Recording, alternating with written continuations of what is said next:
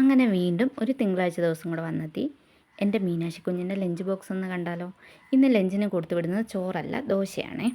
എൻ്റെ കൊച്ചിന് ഇതുപോലെ ദോശ, ഇടിയപ്പം, ഇഡലി അങ്ങനെ എന്തെങ്കിലും കാപ്പി കൊടുത്തു വിടാമെങ്കിൽ ഭയങ്കര സന്തോഷമാണ്.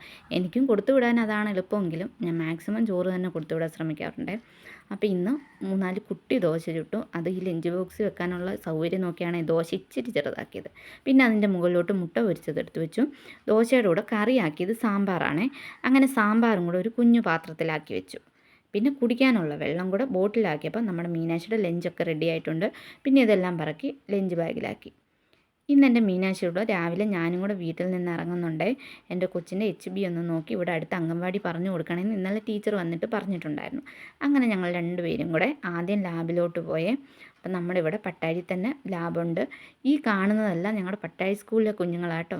അങ്ങനെ ലാബിലെത്തിയപ്പോൾ തൊട്ട് എൻ്റെ മീനാക്ഷി കൊച്ചിന് നല്ല പേടിയുണ്ടായിരുന്നു. സിറിഞ്ച് കാണുന്നത് എൻ്റെ കുഞ്ഞിന് പേടിയാന്നേ. അങ്ങനെ ചിരിച്ച് കളിച്ചൊക്കെ ഇരിക്കുന്നു. സാധാരണ പേടിച്ച് കരയുന്നത് ഞാൻ കണ്ടിട്ടുണ്ട്, പേടിച്ച് ചിരിക്കുന്നത് ഇതാദ്യമായിട്ടാണ് കേട്ടോ. എന്നാലും എൻ്റെ കുഞ്ഞ് അഭിമാനിയാണ്, കരഞ്ഞതൊന്നുമില്ല. കാണുമ്പോൾ ഇച്ചിരി വലിയ കൊച്ചാണെന്ന് തോന്നുമെങ്കിലും എൻ്റെ കുഞ്ഞിന് ഇതെല്ലാം പേടിയാട്ടോ. കഷ്ടം, എനിക്ക് ഇരിക്കുന്നത് കണ്ടിട്ട് അങ്ങ് പാവം തോന്നി. അങ്ങനെ പിന്നെ അവിടുത്തെ കാര്യമൊക്കെ കഴിഞ്ഞിട്ട് എൻ്റെ മീനാക്ഷി കുഞ്ഞിനെ അങ്ങ് സ്കൂളിലോട്ട് വിട്ടു. അപ്പോൾ ഇന്നത്തെ വിശേഷം ഇത്രേ ഉള്ളൂ.